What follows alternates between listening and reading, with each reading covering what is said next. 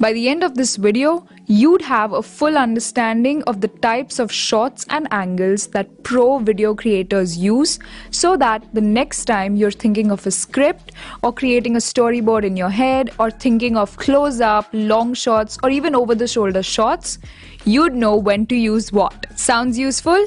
Let's jump right in. There are multiple ways of classifying a shot. One of the most prominent ways of categorizing your shots in your scene is by the size of your frame. That is, how wide or tight your shot is. Let's start with the extreme wide shot. This shot is most commonly used to reveal the overall setting or location of your video from a significant distance. More often than not, you'll see extreme wide shots being used as establishing shots in most films, as they subliminally let the viewers know what to expect. You can also use these shots to make your subject look insignificant with a mammoth task at his hand, or in isolation in a vast landscape, establishing the starkness of where he's located. An extreme wide shot is often used by vloggers as introductory shots whenever they switch to a new location. More so, even time lapses are captured in extreme wide shots to show the passage of time. Now, if you would want to give your audience a comparatively closer look where they can see your subject as well as experience the setting around it for context, you'd want to give it a wide shot. A wide shot completely reveals your subject's body from head to toe while also recording their environment, allowing the viewers to see the background action as well as the subject's relationship to its nearby objects and people. When captured from a continuous single position encompassing the whole action, a wide shot is called a master shot. An editor can always cut to a master shot to edit any forms of gap in the editing. In the early 20th century, most films were captured only in a master shot to mimic a theatrical production, while a wide shot captures the subject and their surroundings equally to direct your audience's attention primarily to what the subject's speaking. You may need to use a mid shot. In a medium shot, the subject is usually framed from the waist up, which ensures that your audience primarily notices the main character but also has an eye on what is around him or her. Since the medium shot is between a wide shot and a close-up, it can be used in a few ways, ranging from a medium wide shot which frames the subject from knees up to a medium close-up framing the subject from the chest up. In fact, narrative videos like this are usually captured in medium shot, as it's the perfect middle ground where the frame is close enough for me to build a connection with you, the viewer, but wide enough to not make the frame look suffocatingly tight like this. Now let's move from a shot that gave equal importance to both your background as well as the main subject to a shot that only focuses on the intricacies of your main subject. The close-up shot. The close-up shot is often used to show the reaction of a character through a close-up of their face or highlight a key detail in the frame that's super important to move the storyline ahead.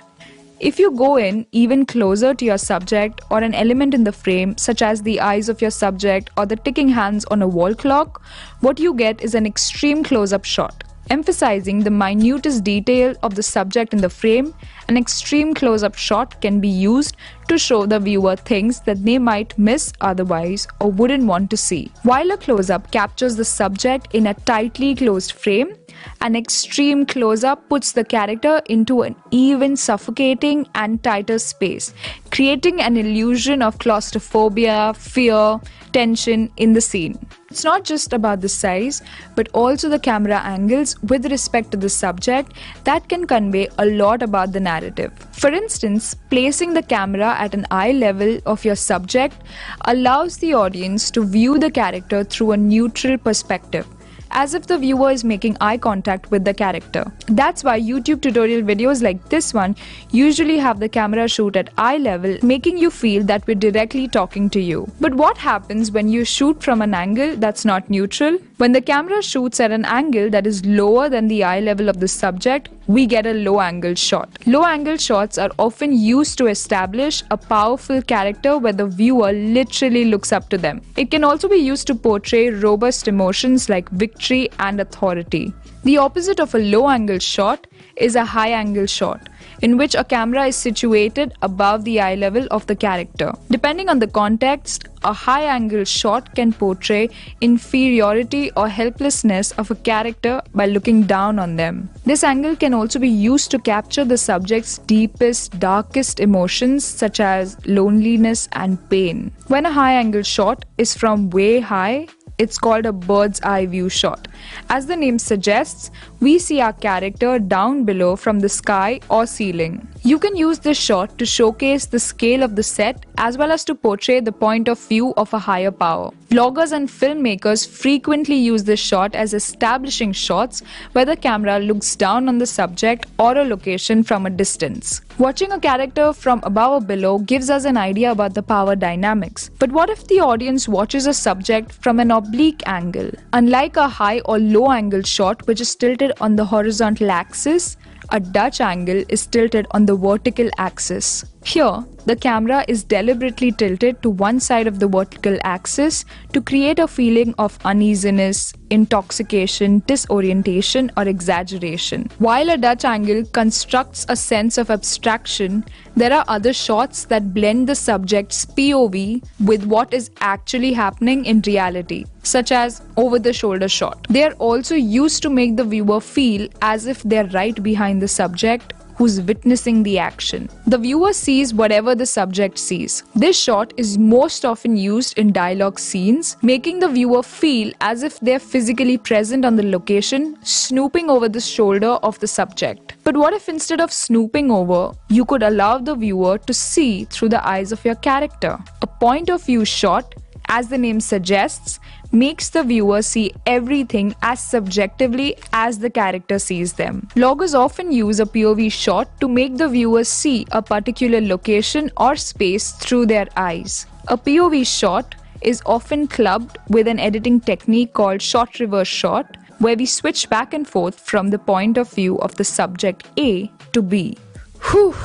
That was a lot to take, and that's why we'll be dropping in timestamps in the comments below so that you can have a quick recap and have a look at any shot that you would want to use for your videos. Not just that, but if you have questions with regards to anything that we've covered in this video today, make sure that you drop them in the comments below and we'll make sure that we answer every one of them. Last but not the least, if you found value in this video and want to learn more about video creation fundamentals and filmmaking, you would want to check out this playlist where we've covered other video fundamentals like cuts, transitions and a lot more. This is Đăng ký dùng thử miễn phí phần mềm tạo video tại trang web invideo.mi.